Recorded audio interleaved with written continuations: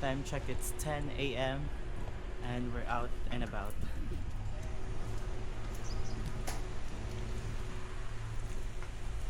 Yung silang buhay ko yun.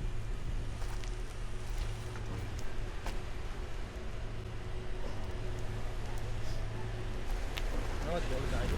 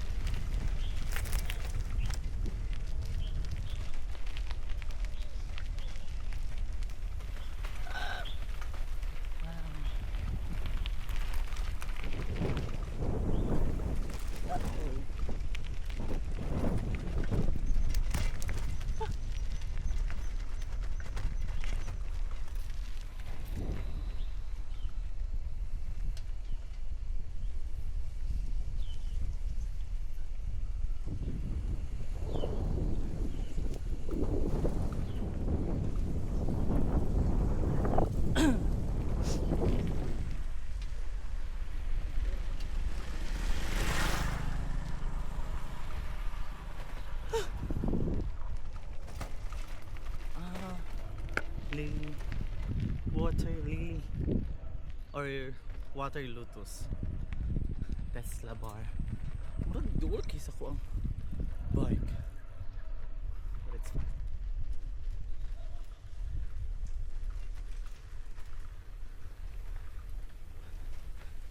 Kaning nga area, it's 2 hours away from Hanoi, Vietnam via train. And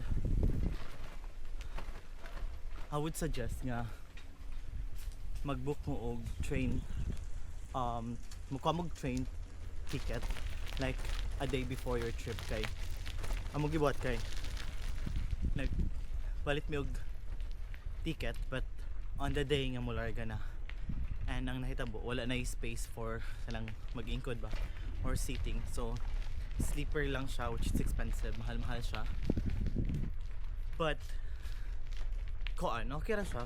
Kay 2 hours man siya, you could rest. Kung wala ka makatulog ka. But kung ako lang, I would suggest nga katong sa seat lang. Kay lisod kay siya, dili ka kaingkod sa katong maghigda-higda jud siya nga literal higda kay kung maingkod ka mga anak. Magdoko ka mayo. Nice to all you us in. It's actually my first time to be in this area. Like ilang kuyo kay mga rooms kay dool ana ubos anang mga something just mo siya limestone or I don't know unsa siya basta bato. And the thing is kanang night free use of this bike. It's actually a city bike, not a mountain bike. Kaya wala siya changing of gear. But nice siya to explore the area kay I think yun ani ang ilahang country. One of the highlights, very quiet mo siya. Dili siya kanang di siya saba kayo. Like, it's a place to relax. No, let's look at that door now.